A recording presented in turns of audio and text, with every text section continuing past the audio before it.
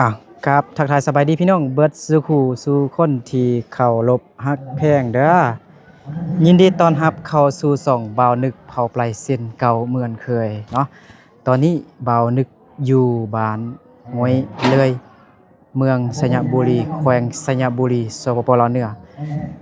บ่าวนึกมื้อนี้บ่าวนึกมาหาน้องแพทแต่ก็พอดี เจองานงานแต่งงานเนาะเจองานดองเขาเจ้านะเป็นบ้านห้วยเลยนี่จะเป็นหมู่บ้านของชนเผ่าไพรหรือว่าชนเผ่าลั่วชนเผ่าของเบานึกนี่เองเด้อเนาะเดี๋ยวเบานึกจะพาทุกคนไปขับเบิ่งขับชมบรรยากาศอยู่ในงานดองหรือว่างานแต่งงานนะว่ามันสีมวนสำใดขนาดเนาะ ตอนนี้เขาเจ้าก็กำลังเต้นอยู่พี่น้องเนาะเดี๋ยวเราไปเบิ่งเขาเจ้าไปเต้นเนาะคือสิม่วนคักเขาเจ้าเปิดเพลงแดนแล้วก็พากันเต้นพี่น้องเนาะบางทีก็เป็นการฟ้อนลำวงเนาะฟ้อนลำวงคันเพลงซึ้งๆเขาก็ฟ้อนลำวงเนาะถ้าเป็นเพลงแดนเขาก็จะ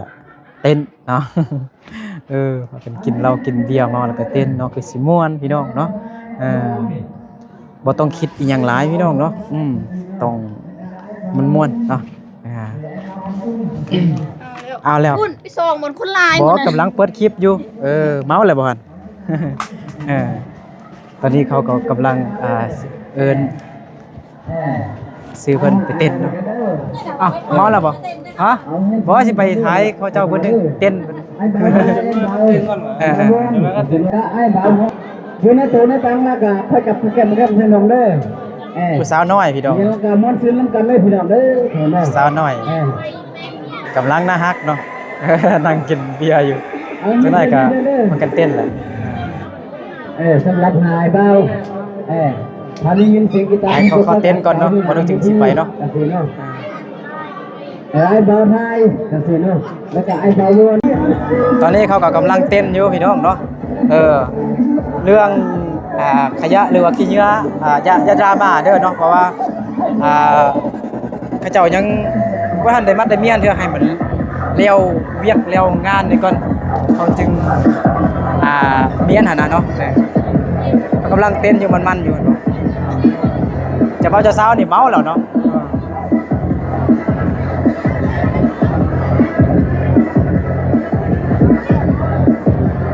ผู้สาวใหญ่ก็มีผู้สาวน้อยก็มีกำลังเต้นอยู่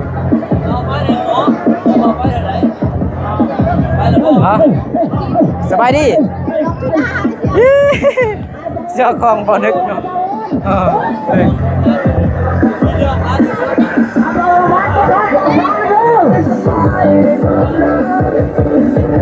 สาวน้อยสาวใหญ่บ่าวน้อยบ่าวใหญ่กำลังเต้นอยู่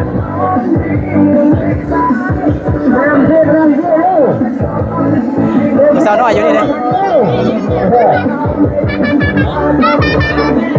สวัสดีอาคันอันนี้เป็นไอของบ่าวนึกเหรอเนี่ยเนาะเป็นรถไอแล้วเนาะโอเคจอกนะฮักแท้ฮักไปกันอันนี้เจ้าสาวเจ้าบ่าวอยู่สั่ง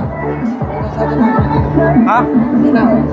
ยู่สั่งอยู่หน้าคนบอกกินเบียร์ไลน์นี่ถ่ายคลิปบ่ได้บ่เนาะ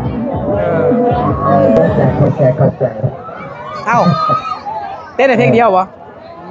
มันก็ไล่เพลงให้ลูกนะผู้สาวเนาะสาวน้อยสาวใหญ่ อยากไปเจอกับเจ้าบ่าวเจ้าสาวเลยเนาะปีใหม่รับต้อนรับปีใหม่สงท้ายปีเก่าเด้อพี่น้องผู้สาวน้อยอยู่นี่เนาะไอ้นี่สุดปอมไอ้นึกดีเจก็สบายดี FC ขอบใจสบายดีปีใหม่ด้วยอันนี้สบายดีปีใหม่ก็ทำกล้องอันนี้แพงกันซื้อกันแล้วก็ดีแล้วโอเคสบายดีรอดแท้นึกเข้าไปอย่าลืมแม่นแล้วขอบใจเมาแล้วบ่1 2 3 4 5 6 7 8 9 10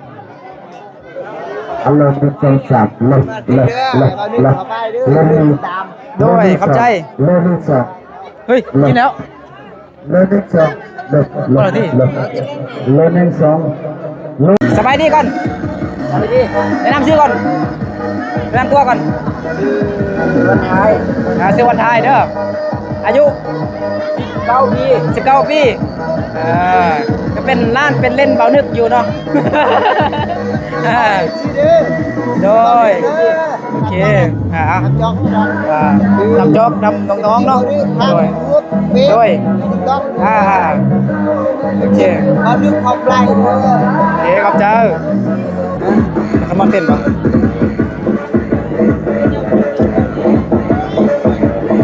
ไปแจ้งไปเลย ไอ้ยังไม่มั่วเลยแม่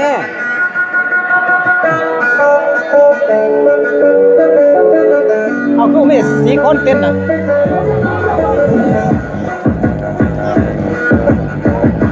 เป็นตะม่วนตะมันอย่างพี่น้อง น้ำใหญ่เลยเอาดึก ว่าเป็นตะม่วนตะมันเด้อ เสียเด้อ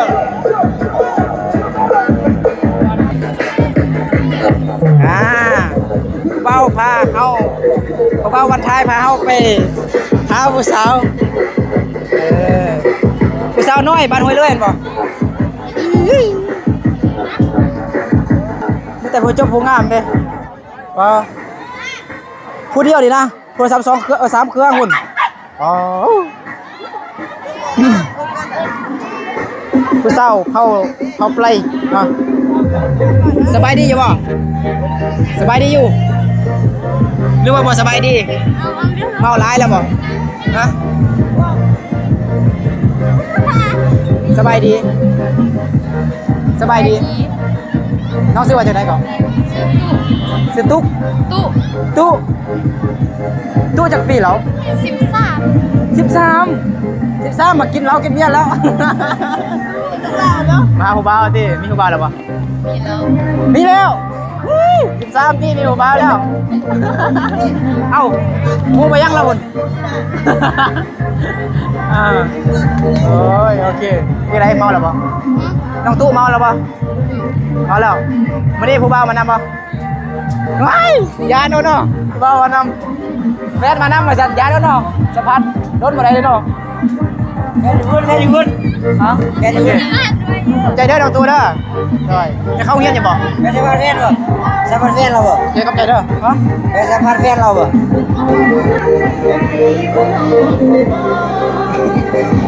ตะม่วนเนาะตะม่วนเนาะ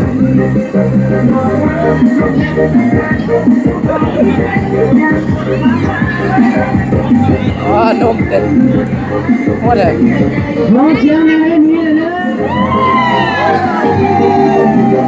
เป็นในบ้าน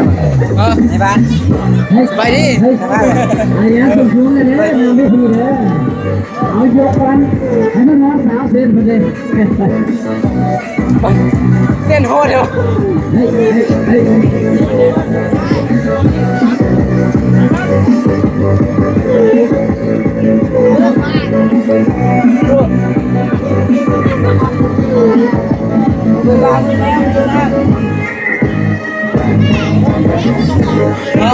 ไปยังไทยหรอ บ่เรานี่อยู่แน่นี่ ก็จะสเตย์ แน่ ให้ดีดีเด้อ เขามีแต่เพลงเดียวอ่ะ ให้ดีดีเด้อไม่ดีเด้อ ฮะ พาไป สอนไงนะ พาไปซ้ำพาไปซ้ำเงินสาวงามเลย สาวงามปะ ข้ามอ่ะเนื้อ บอกเนี่ยพวกผู้สาวเก็บนังกินข้าวอยู่ตัวไป ไปซื้อซองมาซะเลย บ่าวนึกเข้าไป ไปทำไมโอ้ค่อยได้ฮอด เป็นบ่ 3 1 2 3อยู่3ช่วงเลยน่ะ FC เด้อขึ้นฮอดเฮือนทำพาไปสัมภาษณ์สบายดีไอ้ ไม่ได้ก่อนได้ คนนี้ก็ ดาติดต๊อก ให้ดีดีมีแม่ได้พี่น้องนะ ดังดัง ของคนแบบเคยทายอีควันตาบ่เคย ตามดูคุณนี่นะ เอ้ยอันที่ได้ยังวันจะทิ้งกัน ฮะ เฮ้ย โอ้บรรยากาศดีแฮงเนาะ ตามดู นี่บ่ฮะ สำหรับคุณนี่ ผู้ใดอยากโสดอยู่ผู้ใดอยากโสดอยู่นี่เลยบ่มีไผโสดเลยตัวนี้มี มีเจ้าของไปแล้วเหรอ เขาสูดมีเจ้าของไปแล้วเขาสูด อัน แต่ ละ ไม่ มี สูด สองสาม ก็เสิร์ฟแต่บ่ ละ เสิร์ฟ เฮือนให้มี เงินมีบ่ เอาไม่ไม่ไม่ระเบิดสามัคคีหัวต่อไปเป็นสีม่วง ไม่เขาสัม อั ภาน ษ ละ ณ์ มีความจัด บ่สัมภาษณ์กันได้มีเจ้าของเหรอมีแต่ไทยบรรยากาศให้พี่น้องได้ครับเบิ่งได้รับชมเนาะนี่คือบรรยากาศเนาะ มีเจ้าของไปแล้ว เป็นธรรมชาติแห้งพี่น้องเนาะเห็นบ่อ่า เอาละมึงสามัคคีหัวนี้จากน้ำใส่จะยิ้ว เจ้าบ้าวนอกแล้ววะ อย่าเบาอยู่นะไปข้างห้องอะไรไป โอ้บ่ได้ติ บ่ได้ได้มั้ย ได้บ่เหรอ ได้มั้ย จะมาเมาแล้ว เจ้าบ้าวเมาแล้ววะอ๋อ เมาแล้ว ได้เจ้าสาวอันบ่โอ้เฮ็ดแจ็ค เอาไหม โอ้เจ้าสาวผู้งามแน่เนาะ เจ้าที่เป็นตู้แล้วแล้วเจ้าบ่าวไปซะแล้ว เมาแล้วบ่ ฮะเมาแล้วเลยตอนนี้บ่าวนึกก็ได้นั่งอยู่กับเจ้าสาวเนาะสบายดีขอสัมภาษณ์ได้เนาะซื้อหยังก่อนเจ้าสาวซื้อหยังก่อน ซื้อผิว ซื้อวิวพิวพิวแต่พอพิวมันบ่จักปีเหรอเจ้าสาวน่ะ14 ปีแล้วอันเจ้าสาวจักปีก่อน เจ้าสาว14 ปี 14คือกัน เจ้าบ่าวเด้ เจ้าบ่าวอ๋อพอดีงาม14เจ้าสาว14เจ้าบ่าว18เป็นบ่พอดีงามเป็นร้านเบานึกหมดแหละเนาะเดี๋ยวมีอะไรบ้างมีอันฝ่ายปะฝ่ายมัดแขนมีไอสิมัดแขนไอ้น้องสาวก่อน มีไฟอะไรน้องมีห้านี่เละไฟอะไรลูกเลยน้อง ไอ้นั่งนี่ก่อนเขาเอาไปหากันเอาหากันเลยนั่งก่อน มาดองมา นั่งลงเดี๋ยวเบานึกจะมัดเดี๋ยวไอคอนนี้ไม่เบานึกนะมีนี่ก็ได้คบกันได้จักปีหรอน้องผิว โอ้กันเลย ฮะคบกันได้จักปีหรอ 5 เดือน 5 เดือนเราแตงเลยเนาะผู้รับเป็นแม่นะนี่บ่อันนี้แม่ผู้รับเป็นแม่นะแป๊บนึงสักพักนึง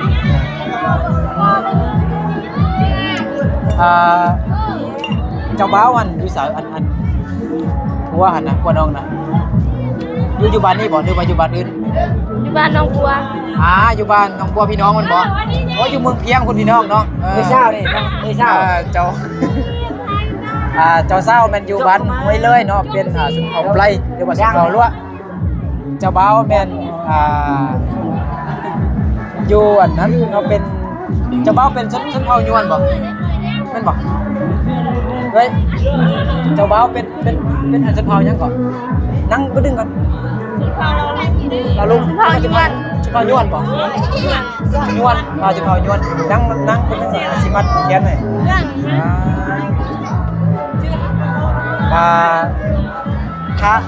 ค่าดองแพงปะนะเขาอันแฟนน้องมาแต่งเอาน้องอันนะแพงปะจักรล้านเอา ไปร้าน จักรล้านเหรอ8 ล้านประมาณ10,000 กว่าพี่น้องเนาะวัน10,000 กว่าบาทเนาะเดี๋ยวมาจับกล้องไอ้เด้อจับกล้องไอ้บ่ดึงสมัครแค่ให้ล้านก่อนนี่เป็นล้านเลยเนาะคืออายเท่าแล้วเลยมันเห็นแจ้งดีเนาะ เลิกไม่จบเลิกไม่จบเลิกไม่จบ แจ้งเจ้าบ่าวนี่น็อกแล้วพี่น้องเนาะเจ้าบ่าวน็อกแล้วเมาแล้วเนาะกำลังนอนอยู่เนาะ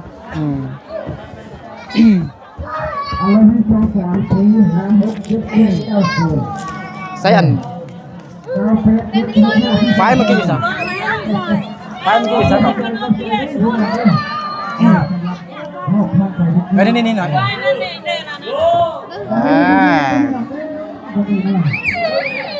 เอาละครับพอมาตัดไปทั้งวัน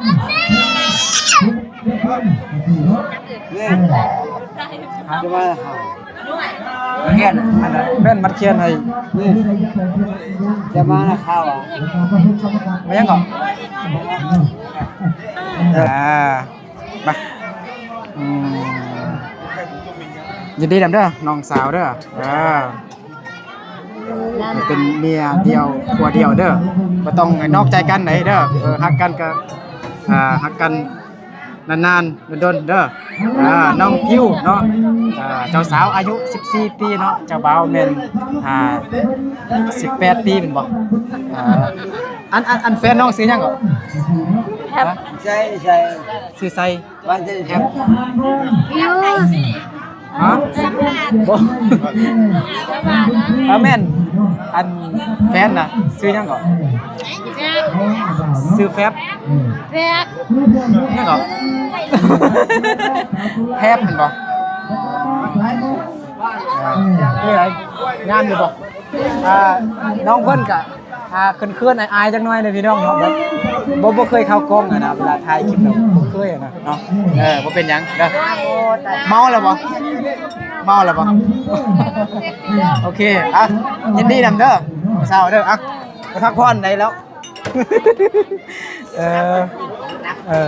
โอเคแล้วขอบใจเด้อมันจะมีเสียงรบกวนจักหน่อยนะพี่น้องเนาะตอนนี้บ่นึกก็ได้ออกมาจากงานแล้วเนาะก็ม่วนแฮงเนาะมันแฮง งานแต่งของ